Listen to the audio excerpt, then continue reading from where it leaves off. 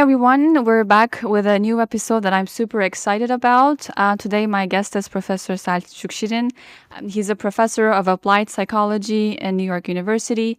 His research focuses on the well being of disadvantaged and minority children and youth, including immigrants in the US, Turkey, and Norway, and Muslim American youth. He has also made a big impact outside of academia, serving on the U.S. National Academy of Sciences Board for Children, Youth, and Families. On top of these, he's committed to making science accessible to the public, especially in Turkey. He has authored several prominent books on education and societal issues. It's always an unsettling experience for me when I speak English with someone Turkish. And as much as I would like to conduct this interview in Turkish, our format is in English, so we'll stick to that. But thank you for joining me for this episode, Professor Shirin.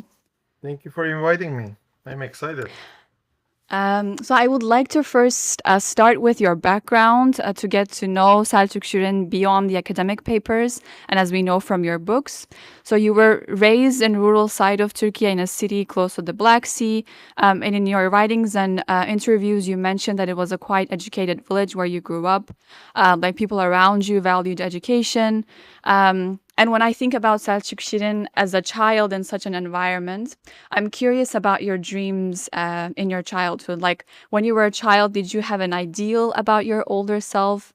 And in this context, did you have someone that you idealized? Or did you have an idea about what your older self would or should look like? Sure. I grew up in a village until I went to college. I lived in that particular village, which is a remote area in a high mountains part of Turkey, Kars, Ardahan. It was a very unusual village because from 1940s forward, we had a lot of educated people in that village who went to what we call in Turkey Village Institute, which is an organization started mid-century, last 20th century. It's learning by doing approach, inspired by John Dewey. So they built these schools in village or rural areas of Turkey in 1940s. And 12 kids from my village went there. So in a way, if I am talking to you right now, and if I had dreams back then to become a scientist, for example, it comes from that experience. When I was in the village, I wasn't a good farmer. I didn't have the qualities or the skills to really survive in the village setting. For whatever reason, I wasn't good at shepherding animals or working in the field. So the option for me was to study, to read. And my dad was the village teacher, which was an advantage for me. And we had a large library in the village, couple of libraries actually. So from very early on, I was an avid reader. And by that, I mean reading classics, novels, Russian literature, English literature, as well as some American literature classics. And that gave me a lot of ideas about the world beyond the borders of my village. I always dreamed of, other places, other planets, other countries, cultures, and uh, for the longest period, though, I also had this idea of staying in the village because it was such a lovely place.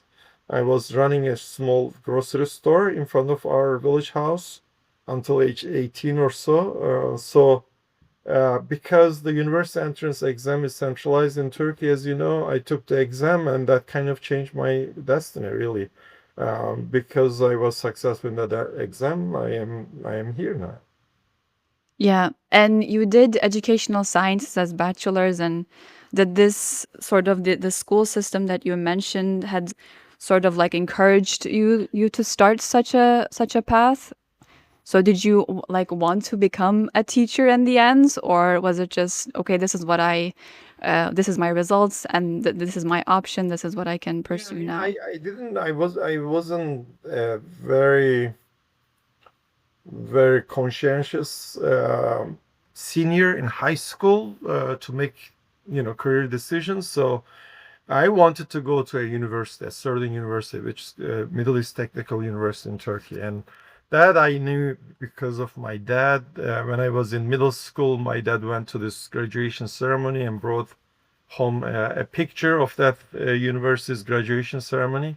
And that was the first time I saw gown, all the beautiful stuff that college graduates are doing in pictures.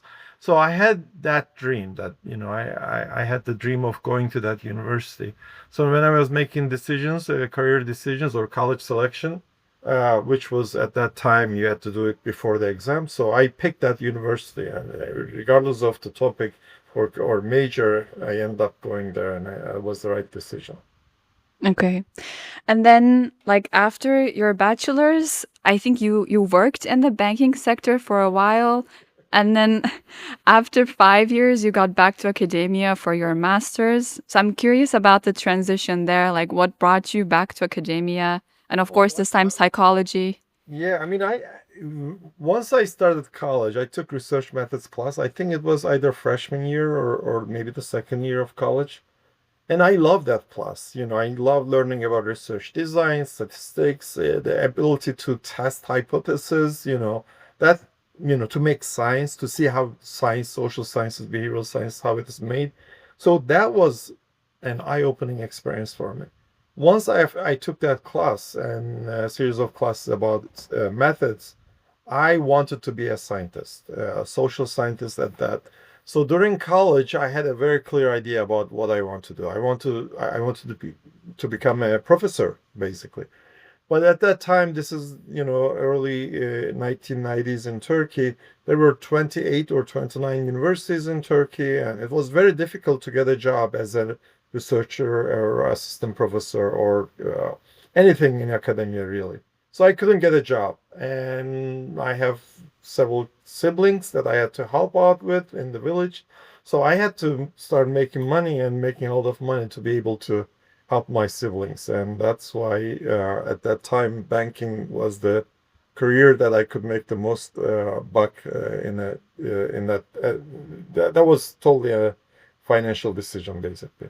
But once I Okay. started working there, I was always interested in getting an opportunity to go back to academia. And whenever I get a chance, scholarships, master's programs, and anything, I kept my one foot in academia. I was doing graduate work at Middle East Technical University, and eventually I got that chance to get back to academia, and that's why I left banking. All right. And as you said, like academia is certainly not the way to go. I think still, if you want to be well off financially. Um, and I was wondering, like, and also, like, this is more at later stages in academic career, but also as a PhD student, for example, there are not many scholarships. It's financially demanding. And as a result, maybe we can say that the system sort of favors financially privileged individuals, and that, for example, like first generation researchers have to fight against the odds to stay or survive in academia. And in your career, did you also have the feeling that you were fighting against the odds? And also, like when you arrived to the US, for example, like adding perhaps to the financial challenges, you were also an immigrant. Um, so did you like experience any challenges there? That's an excellent Or question. There's certainly uh, difficult for somebody like me coming from outside. But, that is, I grew up in a village, so whatever I end up doing, even in the banking sector, I was a minority there, disadvantageous position to start off. So in academia, I mean, I even here, I have a lot of friends whose parents are in academia, so there's that kind of lineage that most people have. I didn't have that, but I never felt like it was a hindrance on my progress or my desires. I get my inspirations from literature a lot of the times, from art, and I am a dreamer, so I don't find obstacles in life as real barriers for me to stop me from thinking about what I want to do. So that's a very American thing to say. I understand that. I mean, given the fact that most of my research is about structures and structural barriers, I understand how they can limit somebody. But in my own personal experience, I found the idea of not recognizing or giving too much power to the barriers as a way to move forward. Okay, I see. And moving to another question, I have the observation that before doing academic work in psychology, having a diverse educational background or doing some field work really brings a different perspective into your academic work. And I think increases its societal relevance as well. Would you agree with this? Definitely, definitely. I mean, the fact that I was a banker for 5 years certainly helped me in my research. I've done so many projects that are inspired by science, academic research, but it has real life significance. Like 1 million book project, for example, where I have written 6 children's or baby books, and we distributed this. It was a social entrepreneurship project, and I don't think I could imagine a project like that if I didn't have the experience in financial sector, for example. So that certainly helps. And also, like this is kind of related to your earlier question. So a lot of people have family members, parents, etc., from academia, so they know how universities work, etc. I bring an outsider's view, right? I grew up in a village, and I think in a way that is also my advantage, that I have a different perspective. The fact that, I do a lot of projects in Turkey, I think makes me a more unique academic scholar at NYU. If I didn't have that kind of a second, third layer of experience, I think it would be a more typical story. Yeah, yeah, I agree. I also see that like as like researchers who work abroad, like what really makes them valuable is the values and the culture that they bring to the to the country that they work First-hand in. experience is always good, right? In everything you do. Yeah. So more about your research. So I know that your research focuses on I mean, as far as I know, focuses on the experiences of minority and immigrant youth, their adjustment, well-being, academic achievement, and how they adapt to the values, customs, and norms of the culture they immigrated to. But I'm still curious about how has been your journey so far in terms of your field of interest. Did you more or less stay in this topic? Did you have a radical shift? And what is your way forward? Yeah, I mean, in academia, as you know, there are uh, many different pathways where people build their research program. So, well, I have a lot of colleagues who focus on a topic and get deeper and deeper, but they stay on topic, and over a period of time they become an expert, and that's their domain in a way. That's not my experience. I get bored quite easily. So if you look at my CV, I have this periods of about 5 years where I spend time on a domain or a topic or a population, and then I move. So when I first started, I studied students at risk. That was early 21st century, 2002 1 to 2005, 6, for example. So I published a lot of papers during that time about school engagement for African American students in the United States, because that was the marginalized group. And then 9/11 happened, and I started doing research on Muslim American youth. That was for about 5, 6 years. Again, I published a book on Muslim American youth. I published several papers with Michelle Fine. And then around 2012 or so, there was an influx of immigration to this country and lack of research on immigration. So I did a series of longitudinal studies on immigrant youth and children. That was again 5, 6 years almost.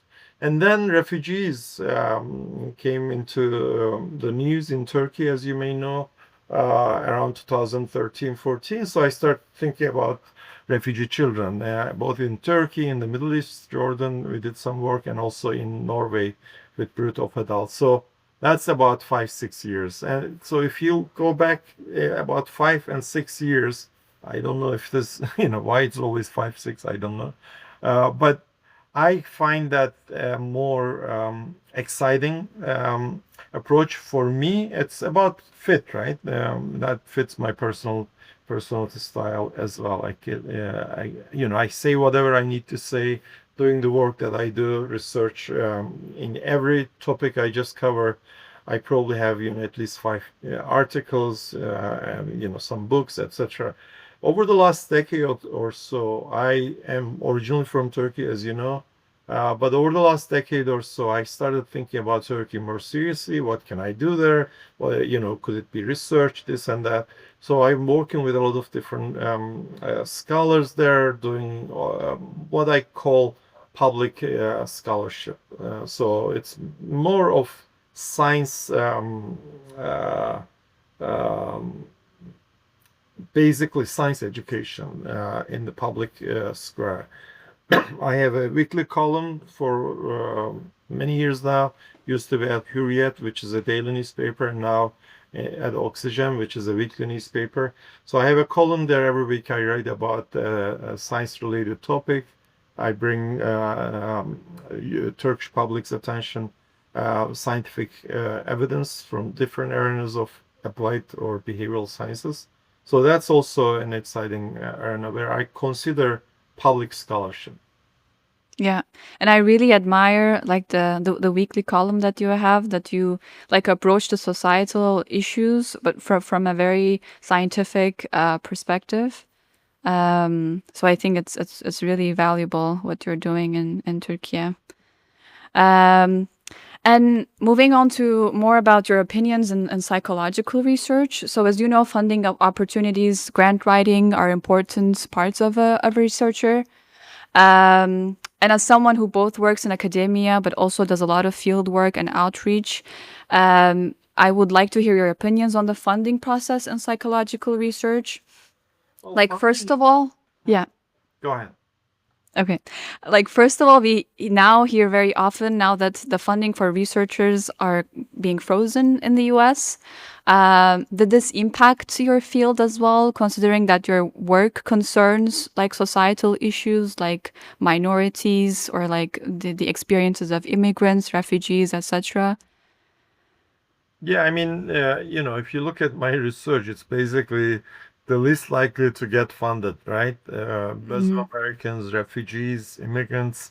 So when I first started here, 2005 at NYU, I mean, I had a conversation at that time with one of the mentors, and he told me, quite frankly, surprising me at the time, that I need to bring like $300,000 a year in order for me to get a tenure at NYU.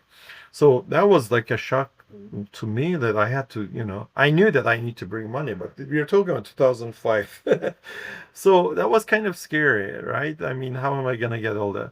But the way that I approached it, and I could probably put this out there for whoever wants to follow the same strategy. What I did, I looked around at the time, NSF, NIH, private foundations, or wherever you end up working in Europe and other places, there are many sources of funding, right? You should look at their priorities, and then you kind of, instead of looking for money for your research, you look for what the funding agencies prioritize, and then see if you can develop a project that can serve your purpose, which is, I want to do research on Muslim Americans, for example, right? But I couldn't get money to study Muslim Americans when I say, when I focus on population. But I was studying, for example, depression and anxiety and somatic symptoms, right? Mental health problems.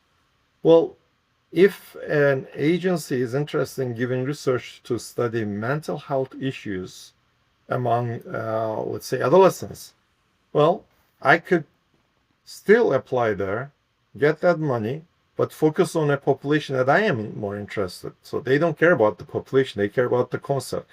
So that was just one way that I dealt with it. I mean, at some point, I was in like more than 30 different schools running 2 simultaneous longitudinal studies, which, looking back, I think it was kind of crazy. But in the first several years, I also applied to wherever I could get an audience. So I prepared for 3, 4 years in my early career. I prepared grants. Now, most of them got rejected, but the ones that got accepted in different areas was enough for me to build my career. So I know that, right now is not the best time to look for funding because it's dried up. In the United States in particular, who knows what's going to happen. But I also think that in behavioral sciences, sometimes collaboration is also um, as good as getting funding. If you find a good collaborator who has the resources, so you could do a lot of research. I mean, I'm in recent years, I'm doing a lot of meta-analysis, which cost a lot or could cost a lot. But I'm collaborating with amazing people, I have a lab working with doctoral students, etc. So there are ways to get around funding issue, and I think it should not stop us from asking the question that we want to ask, and doing the research that we want to do. Yeah, I think what you said is really helpful for junior researchers, and it's a very smart strategy. And another question I had was like, especially for applied psychology or fields like clinical psychology, working on issues like discrimination, intergroup relations that can have direct implications for the field, clinical practice, or public policy. So, do you think that the balance between funding going to basic research and application is balanced as it should be? And I'm talking more about like mainstream research and efforts in the US or in the Europe, because I have the feeling that application side is sort of underfunded or less encouraged than it should be. Do you have the same impression or? Comment about this funding issue because we are taping this in 2025, right? April, and everything is in the air. Like we don't know what's gonna happen in the funding cycle coming up for NIH, NSF. Everything's in the air. So I think, and also a lot of people are in Europe, which is again going through turmoil. So what I would recommend or suggest is smart collaborations. It's a lot easier to collaborate now than before with the technologies that are available. I am right now running projects in Turkey, a longitudinal study in Ankara, for example. We are following several I think 400 families, for example, in a longitudinal study. And we are doing this with very limited funding. We just did a field experiment in New York City, in Manhattan, that you could typically need maybe $500,000 to do that experiment. But we were able to do it because of collaborations, because of, so you just have to be smart about it. If you know what you want, funding should not stop you from doing it. Yeah. that project. Yeah, I see. And a more personal question, like if you had all the funding and resources in the world, what would you try to answer or explore? That's the question that I asked our doctoral during our doctoral interviews admission process. No. So, I am almost 25 years in the field now. In terms of questions, I am more interested about framing experiments these days. So I've done a couple of experiments around framing, like framing immigrants, for example. If you frame immigrants, in other words, if you present immigrants in this way versus that, as like immigrants as individuals contributing to economy versus immigrants as individuals hurting the economy, right? Immigrants as security threat, immigrants as a connection to the rest of the world, kind of a deal.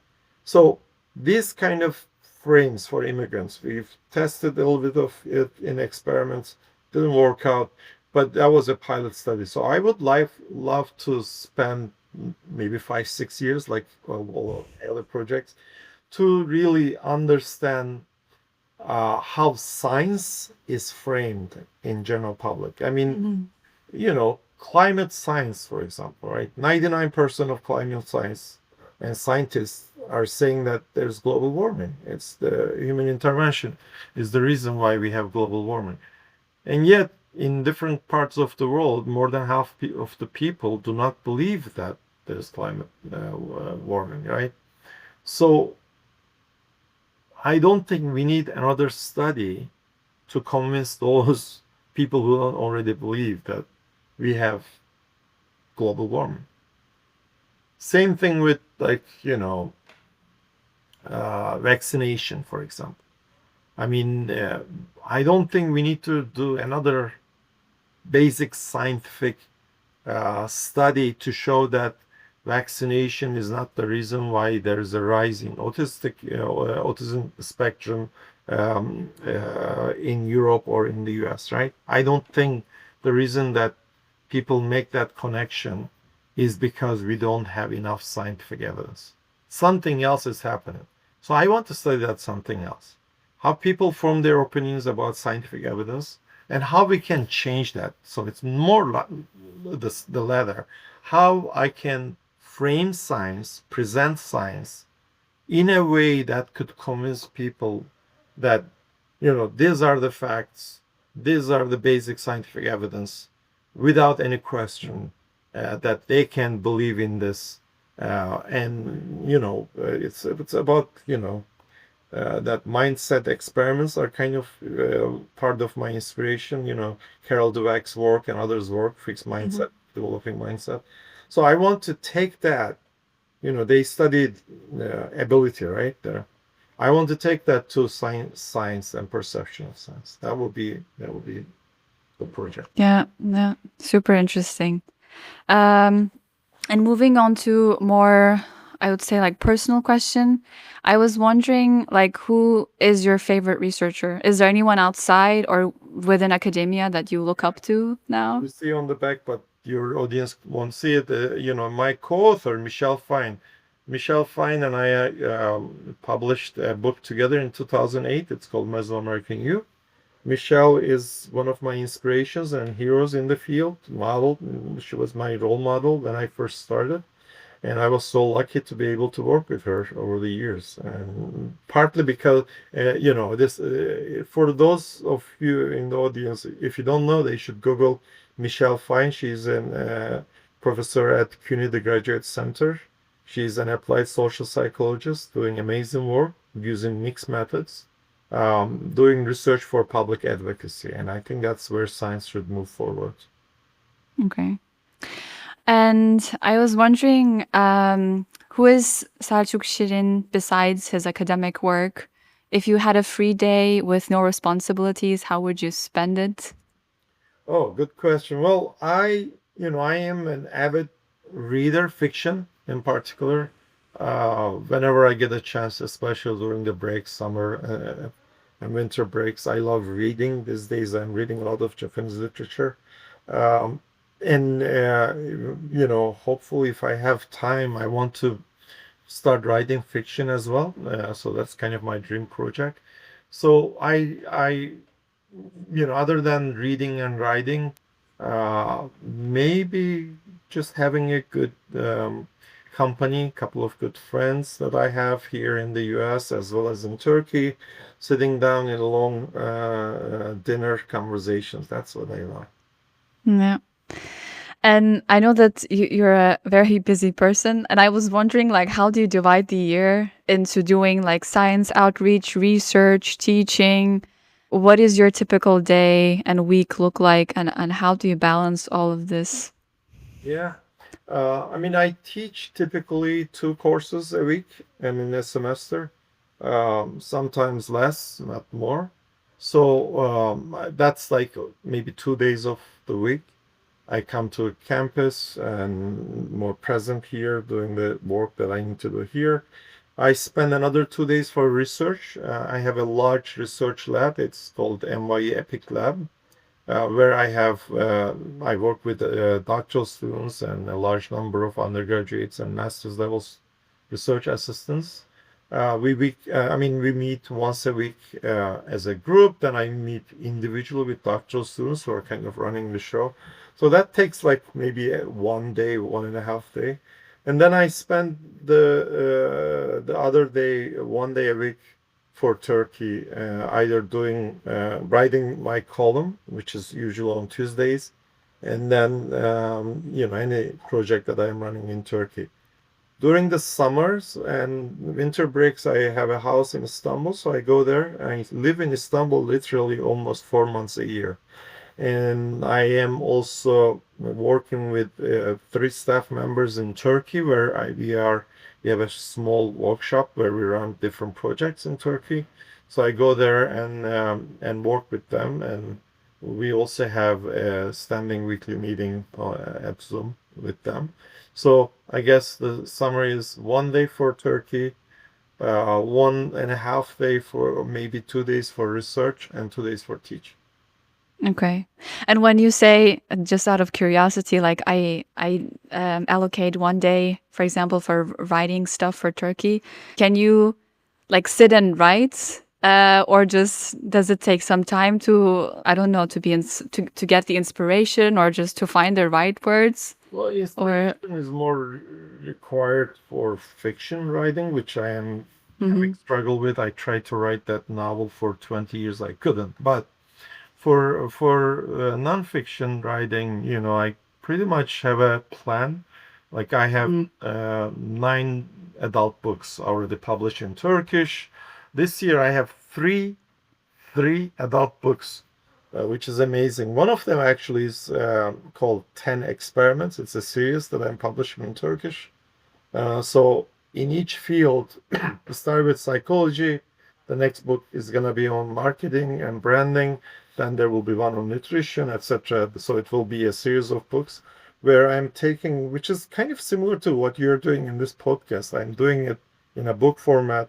So I'm taking from each field 10 experiments that everyone should know about, right? In psychology, if I ask you, now it's my turn to ask you. So in psychology, if you think of all the experiments, can you give me like 1 or 2 experiments that you think or you suggest that everyone should know about? If you graduate from a psychology department, you should know about those studies. yeah, for social psychology, I would say the like Zimbardo's work There you go. on.